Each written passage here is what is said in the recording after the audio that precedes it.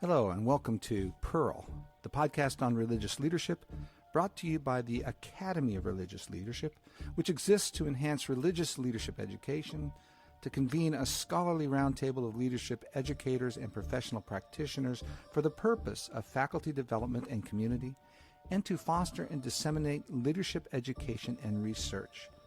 I'm today's host. I'm your host of the podcast, Scott Simmons. I am pastor of Cross Lutheran Church in Maplewood, Minnesota, as well as founder and director of the Lydian Way, a community actively discerning how God is leading us into the future.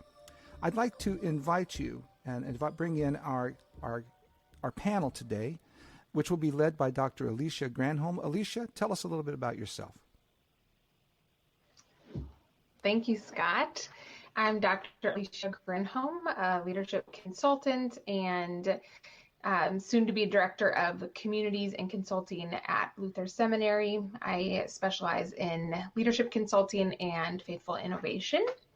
And today we are going to have a panel discussion on connection and community leadership in an age of isolation and alienation. And I'd love for our other two panelists to introduce themselves, and we'll start with Dr. Terry Elton.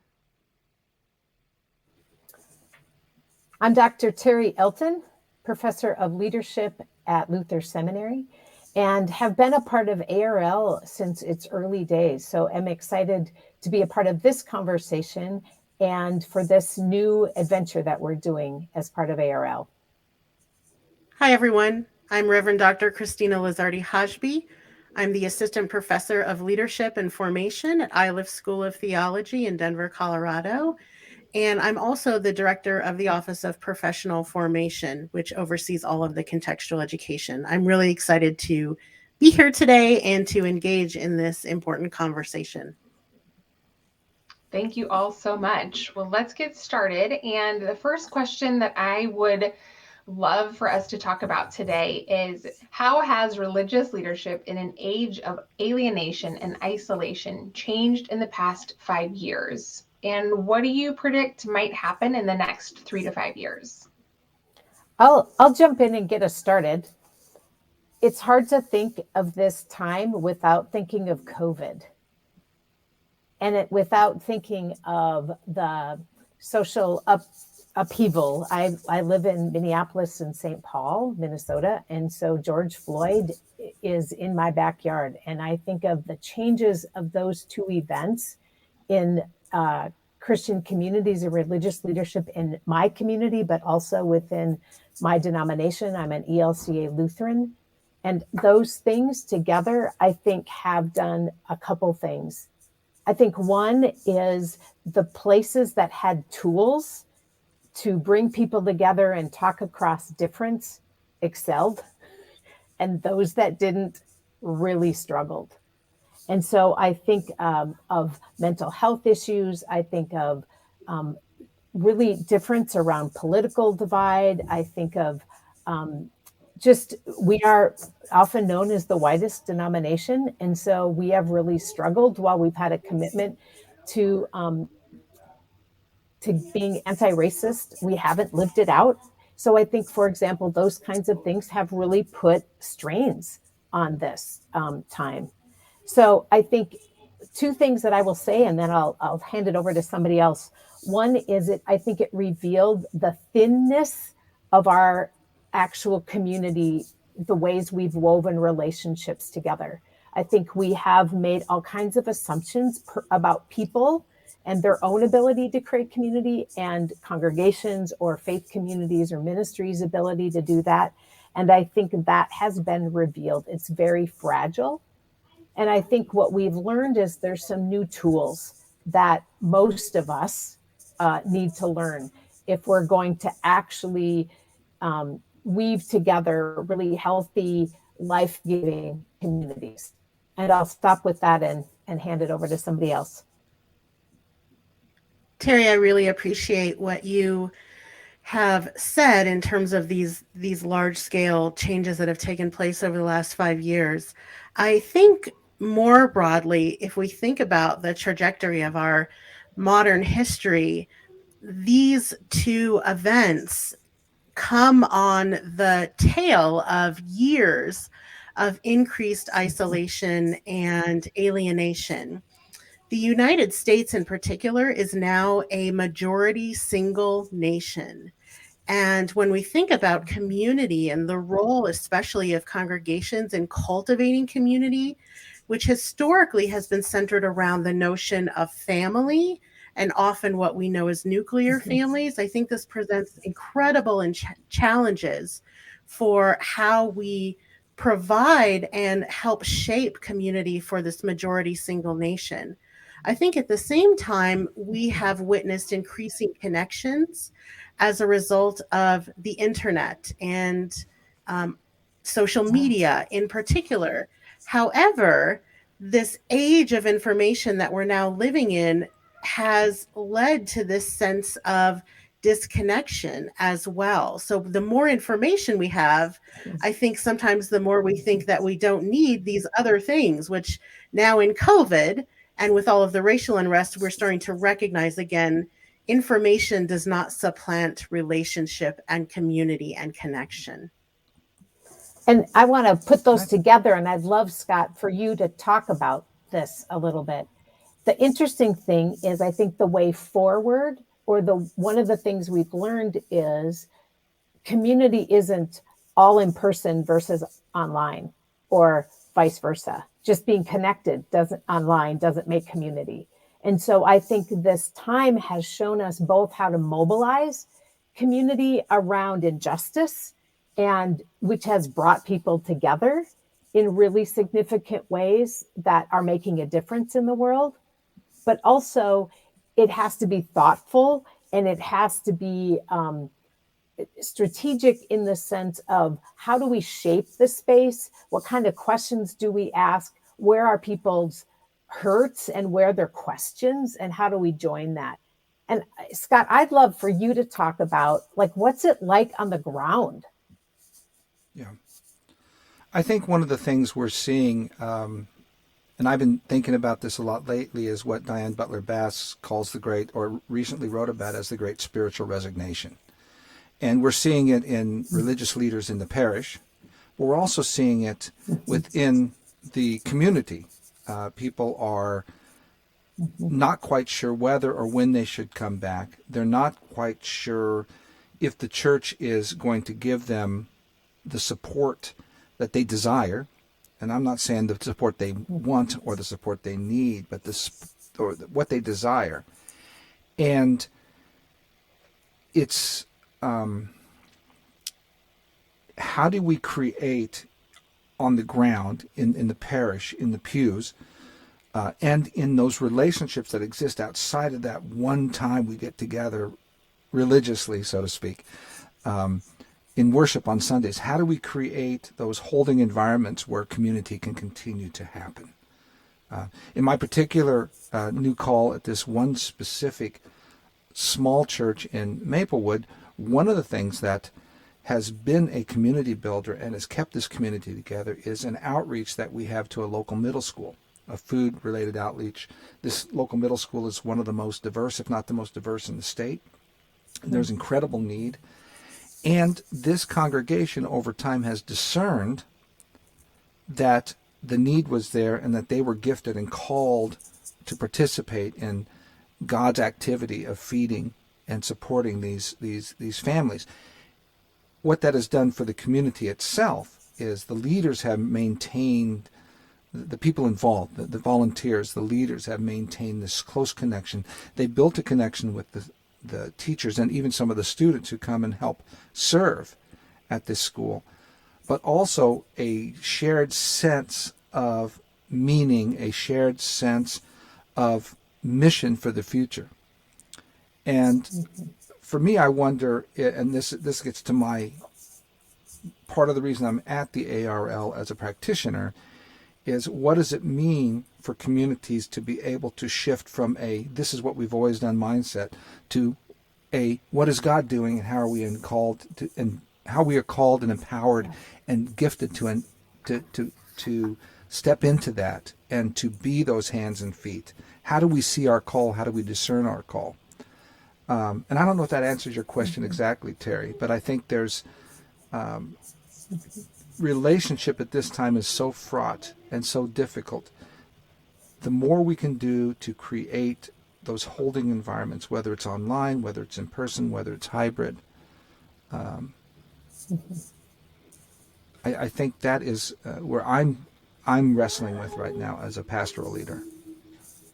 Thank you all so much. I'd love to kind of continue in that vein and also hear what Terry and Christina think are some of the other critical changes that we really need to make to face the future effectively in order to really foster connection and community. Alicia, I think that is such a challenging question, and I think that's the conundrum that we're left with. And the question that Scott just named is how do we do that? And I wonder if one of the ways is reconfiguring how we understand the notion of place. And so for me as a religious leader, I often find that the places and spaces we're in shape the kinds of communities that get created. And the more we can open up our understanding of how we create community and the spaces in which we can do that, being increasingly diverse, increasingly accessible, the more we invite individuals to be a part of those spaces. Now, I think at the same time, just inviting people into space, whether it's online space, hybrid space, in-person space, community space, is helpful. It's a good thing. We cannot rely on the old adage of if you build it, they will come. So if you create space and they will come is no longer something that's going to be a quick fix to how we create community. And so it's not always the role and the job anymore of the one religious leader to do that sort of outreach for the whole. It has to be a communal effort. And so the role of the religious leader then is how do we prepare individuals in our churches and in our communities to play that larger network relational role of invitation, of social safety, emotional safety, mental safety, and spiritual safety for our broader communities. So it's a tricky question, but I think reframing the notion of space in one way and not just expecting the leadership to do that work of cultivating community and training and teaching others around us to do that work will be critical moving forward. If I may add on to that, I think I really agree with what Christina you're saying. And what I'm wondering is if what we have to do is redefine our sense of space as to something that we operate, that we control, the inviting in, and rather how do we identify where community is emerging and we join in that. And sometimes that causes us to give up our power as a religious community, which has been part of what the religious experience in America has been for some time, especially in the 20th century, is to give up our power and to enter into community where it happens. Something that we talk about, the Lydian way we talk about is the radical yes. If we're invited into something, wherever it is, we don't try to worry about do we control it, but we step into it with this radical yes. It's the next step of the radical welcome, so to speak. But we don't try to hold the gathering space, the holding environment, the gathering holding environment as something that we control, but are trusting that somehow God is in the midst of it and community will continue to grow. Yeah, I appreciate both of those contributions. And I want to challenge religious leaders to do a shift in mindset in a third area. And that is to begin by listening. Alicia and I have done a lot of projects for Luther Seminary where we're working with congregations or in our teaching in leadership that said leadership begins with listening.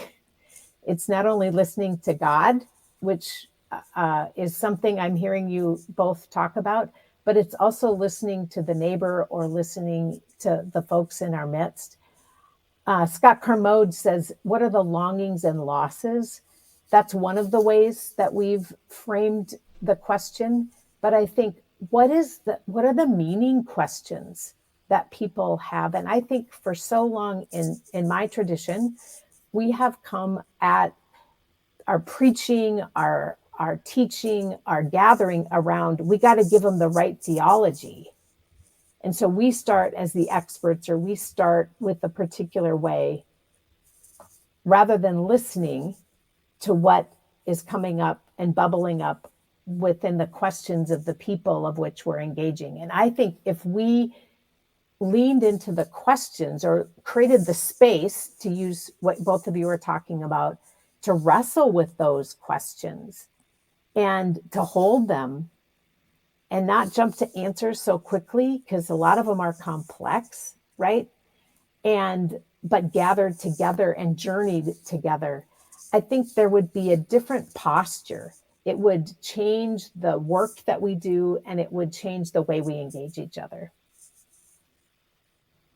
I really appreciate each of your contributions and thoughts around how it is that we can really begin to change and shape what our future might look like as we think about alienation and isolation. And I'm curious what you each are hearing in your different places about maybe some common misconceptions that people might have about isolation or even connection and community making, and what you think might be ways that we could really combat these misconceptions and communicate more effectively. One that I hear often and that COVID disrupted and revealed is that community happens when we're all just physically in the same space. So I think of youth ministry or Sunday school or faith formation at any age, right? Well, they came to Bible study. So if they came to Bible study, or if they're at the church for a particular time, there must be community happening and they must be learning, right? We make both of those assumptions. And I think what already was up for grabs before COVID is that actually happening, right? That there was a question called around if being physically in the same space actually was creating meaning and creating community. I hear from so many people that they have to clean up to go to church rather than let their wounds or their questions or their hurts be known. And there is a story, just a quick story, of a congregation that has been working on this prior to COVID about trying to gather parents for a family ministry, not to how do you teach your kid to be spiritual, but to just say, it's hard to be a parent of a teenager. What if we had a small group that met once a month and we came together and had dinner and just shared what we're struggling with and prayed for each other? Just really almost low bar, right? And they got started on that. And then when COVID hit, oh my goodness, how important that beginning was, and how they began to invite you. You talked, Christine, about inviting others, and they had to make more groups, right? But they created this space where it was okay to not know what to do as a parent of a middle schooler or parent of a high schooler. And it has been transforming their whole children, youth, and family ministry, because now you can come a little bit broken or with questions, right? So I think that's one of the misconceptions, is just because people are gathered in the same space, and it can be virtual or physical, that meaning and community is being shaped. Yeah, I agree completely, Terry. And I think one of the underlying misconceptions that you begin to name here is that isolation and disconnection is solely a physical thing. And for before COVID, isolation and this sort of sense of dislocation was happening not just physically. COVID exacerbated that, but this sense of isolation is spiritual, it's theological, it's mental and emotional. And someone can be in a space where there are lots of people and still have this broader sense of isolation. So COVID not only exacerbated that, racial tensions not only continue to exacerbate that, but I wonder overall how we might reframe this work that we're doing of creating community in these larger places, and going back to the notion of space. How do we create these more invitational spaces of belonging as religious communities, which does change the role of the religious leader from being someone who just is to transmit the tradition and the text to the people, as someone who co-creates the space for which community then can be lived out and enacted. And all people that come to the space are wisdom bearers in that sense. They help shape the tradition, reshape, and live out these broader understandings of who God is, who Jesus is, and how we communicate and live out our faith in the world. I think from coming from the practitioner side, one thing I've noticed is a misperception is that the pastor or the religious leader of a congregation or a community has to be the strong and perfect one.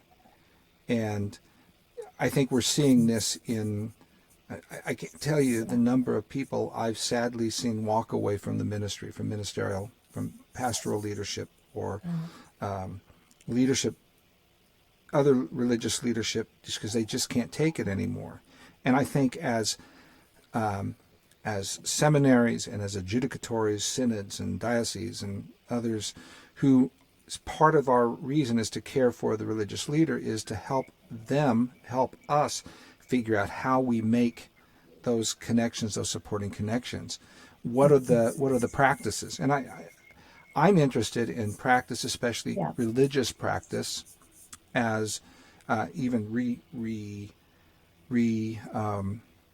reconvening or reinstituting maybe centuries-old practices for use. Contemplative prayer. There's so many things that can happen. I have several colleagues who are engaged in a deeply weekly contemplative prayer group that provides that sense of community. Lydia, I work with a particular type of gathering that has sustained me. I have two groups that I meet with weekly. Some are pastors, some are lay people, but it has been something that has sustained me through this in a way that the parish itself cannot, and in a way I can't get solely from my other small group of people, because it's a spiritual practice we enter in week after week after week. And I'm interested about how do those practices, it's not just the theology behind them, and how putting them into motion, living that week after week after week, not only for leaders, but within the parish itself. How do we curate those spaces where that kind of practice can happen? A sustaining practice. Well, we are at and out of time for today and our conversation today, but I really want to thank each of you for your contributions and really kind of your just transparency around the challenge that we have with isolation and alienation in our communities and contexts, as well as some hopeful ways forward for practitioners and our religious leaders. And so I'd love to turn it over to Scott, who will close our conversation for today. I want to thank you on behalf of Christina and Alicia and Terry. Thank you for tuning in on this. If you have any questions about that, please feel free to go to our website and send us a message, contact at arl-jrl.org. In the meantime, God bless you, and we'll see you again.